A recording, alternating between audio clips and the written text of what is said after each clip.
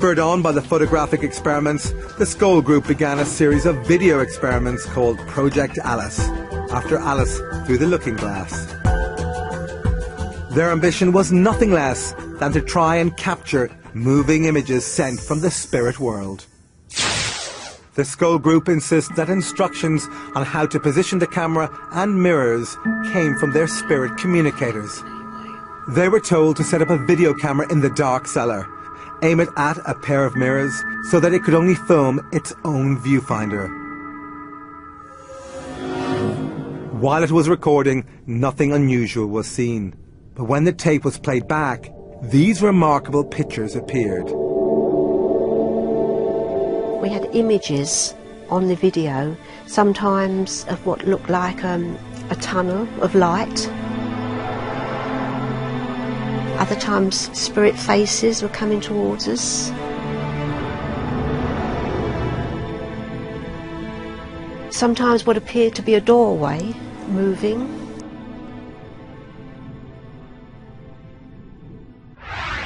Skeptics claim these images were created by video feedback, occurring when a camera records its own output. But scientists have ruled this out. Video feedback doesn't produce this kind of result.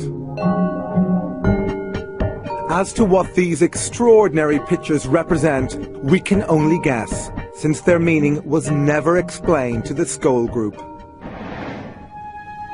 This video, also totally unexplained, appears to be a ghostly face with moving eyes. Later, a few video experiments were attempted in full light.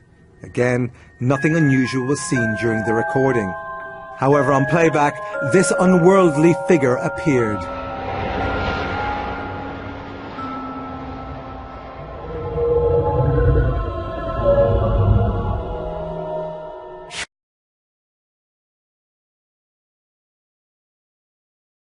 Cannot swords be turned to plowshares? Can we and all nations not live in peace? In our obsession with antagonisms of the moment, we often forget how much unites all the members of humanity. Perhaps we need some outside universal threat to make us recognize this common bond. I occasionally think how quickly our differences worldwide would vanish if we were facing an alien threat from outside this world. And yet, I ask you, is not an alien force already among us? Already among us? Already among us? Out of the trees, don't you see the faces?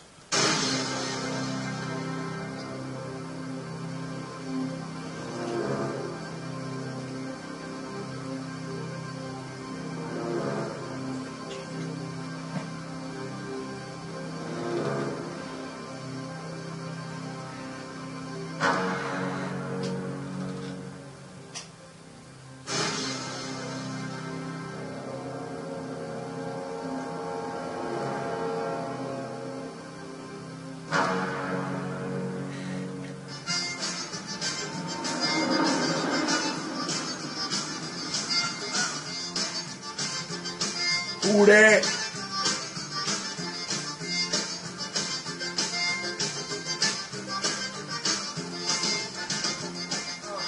I never thought when I come to New Orleans we'd have Pacific Northwest weather, but Well, here it is. yeah, Enjoy the weather here. The weather kind of fits the mood of what you've been looking into for the last 4 months. Yeah, I mean, if we're, that's the feel I'm getting, actually. Well, Steve, after about 4 months of hounding me, you finally got me to fly out to New Orleans. Yeah. I don't normally do stuff like that, but you got me here, and the weather kind of a little bit gloomy, a little bit doomy, and it kind of fits the topic of what you've allowed yourself to get into over these last, how long has it been since you've been doing some of this filming? It's been probably between 4 and 6 months. 4 and 6 months. And it seems to be going in that direction. You caught some amazing stuff that caught my attention, and so I had to come and investigate it for myself and make sure that, I get so many letters and so many things come through my email that I most of the time I just pass it off. Tell us a little bit about yourself for starters. What have you been doing all these years in New Orleans? Well, born and raised here, 52 years old at this point, and spent the last 20, 30 years doing electronics work for a company involved with oil and gas, seismic, marine exploration. But other than the 8-hour-a-day, effort I put in there, I have been involved with trying to document some of this phenomenon that's taken place. So your camera was actually capturing things that your naked eye wouldn't see. Exactly. And that's really what intrigued me, is what I was seeing in the downloaded footage I was not seeing with the naked eye. And I found that pretty unusual. Tell us some of the things that you were seeing that were anomalies that you captured on your camera. The original footage had a glowing ball of light that was in every single video that I ended up downloading. This ball of light was included. And there were a particular pattern of lights associated with it, which gave an outline that would look like some sort of a craft or a vehicle. Once I saw that, I became intrigued because I realized something was there. And after a couple of weeks, I noticed a shipyard area that had a lot of activity as far as strange lights, and some of these craft that I considered, UFOs at the time, were always heading in that direction or involved in that area. So as I focused in on that area, I started to see the anomalies that I ended up catching. Steve, one of the still shots you sent to me, I could actually see a crane with lights on it, and it looked like to me this kind of a craft. It was translucent; you could see through it. Ken, it's hard to explain. It's not just alien black shit. It just doesn't jump out at you. It's almost some kind of the way I put it, some kind of a face, dimensional transference of one reality that seems to be bleeding into another, because you can pick up these shapes and these figures that are associated with these particular lights that you're speaking of. When you say figures, are you talking about ships now or something? I'm talking figures, reptilian, son of a bitch. What I've been saying. Related to animal type shapes or a humanoid type of a shape, a body figure, or look at that shit! Oh my God! This is the Holy Grail right there. Intrigued me again. Once you see something like that, it wasn't. You gotta get in touch with this guy. If you looked close enough, you would see blending into the reality. You would see behind the scenes almost. See this anomaly, coming in and out of focus, as if it was there, but it was not. Wasn't in this realm. If you and I went out tonight, okay, now that's why I'm here. Right. And I picked up a camera, and I started filming, and I don't know what I'm looking at. You're telling me that my camera would begin to pick up some of these things that you've been filming for the last 4 or 5 months? I think, without a doubt, you would end up capturing the similar characters and anomalies that I'm picking up. It's not an effort. It's a matter of just filming.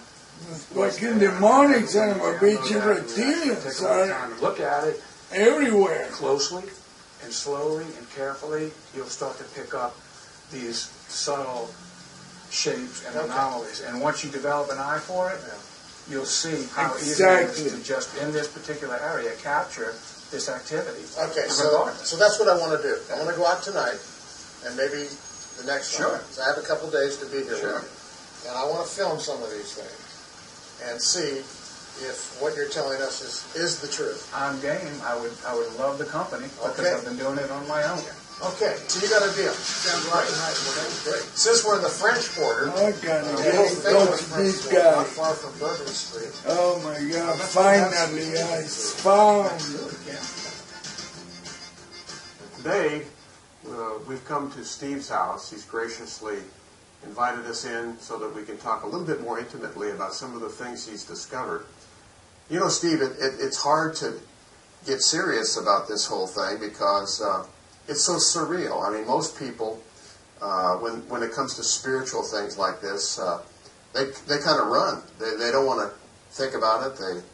They get frightened by it, or they get intimidated, or it's not part of their general thinking. So when we talk about spirituality and spiritual phenomena like this, it's hard to get it out. This is their planet. I'd like to talk about some of the things that you filmed and get into some of the specifics so that we can get a more detailed understanding of what is actually happening here and this phenomena that you say and what Google Earth is telling us is worldwide. What is very difficult to understand by the human mind is how holographic images seem to be able to work. We can't seem to wrap our mind around the idea that something can change from one form to another in this physical realm. Exactly. We're used to seeing stuff like that in the movies, but in actuality, that's another story. What you're about to see will be a demonstration of how that can take place in the natural realm. And I believe this is the one where you and I were filming up on the levee the night I came into town. Yep. And you were directing our vision to these lights. And as we were shooting, something very amazing manifested through the lights. I don't understand how it all works.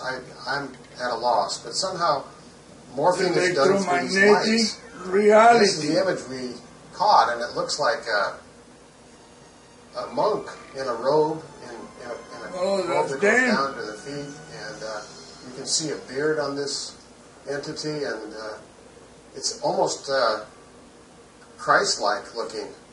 It's an amazing image, and this is the one we shot the very first night I arrived. Son of a bitch. We You shot can it from see the the levee triangular shape of the borders the face. Mississippi River. You know, as I look at this, I notice there's a dark being right here. You can see an outline, and There are another one other right over here. entities. So there's actually a Wow, being. you're right. Can you see those Yeah, two? sure can. So there's, it's interesting, as you look at this stuff, you begin to see other images, and it's not like your eyes are playing tricks on you, they're actually there. You just don't notice them until you look around and focus, and it's just amazing what's coming out of this Because light. it's one of the bottles right there. Imagine, when you see that kind of stuff. Whoever or whatever is behind these remarkable images we're seeing seems to be able to use existent life forms to sculpt holographic images. There's three particular ones we'd like to call your attention to on this screen. One right in the center of the screen that kind of looks like the development of a human or humanoid. One at the lower left knee of that image, it looks like an owl or a frog. And one to the upper right of the screen that kind of looks like an animal, a dog or something.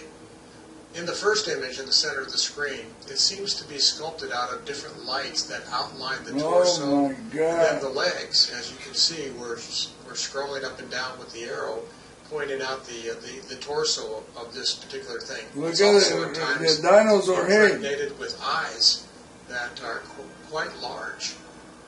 And it seems as though this thing shapeshifts from the face of a man to almost like a devil look with huge eyes. Dinosaur. This image seems to shapeshift continually throughout, but as you'll see, it's very interesting and quite remarkable. Here it can be clearly seen that the image has the face of a man, and the body again is outlined, as you can see, as it's pointed out by the arrows, all the way from the shoulders down to the right leg, all the way to the feet. And to the upper right corner, you can see the image looking down as though it's observing these two entities being formed.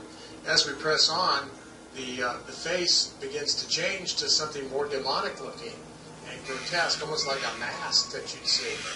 And so dinosaur looking is this imagery that seems to be sculpted. There's one with a very demonic face on it, as you can see. And now one with full of eyes. You can also see that the genital area is kind of covered over with a dark shadow, so you have no idea of the sexuality of this entity. Once again, in the other head, you see the face looks like a puppy dog there, watching in as these creatures develop, and it's quite fascinating and quite busy. There's one with the huge eyes in the center of the top of the head. There, one just alarmingly looking at us and maybe you've been looking at the photographer that's shooting it, and then here one impregnated with lights, again with huge eyes, and the dog looking down, or the face of that being in the upper right-hand corner looking down. What we've shown to this point are perhaps 20 images of holographic forms that comprise just a small portion of the numerous shots. No, they're not holographic, they're real. Into the spiritual world. They're electromagnetic.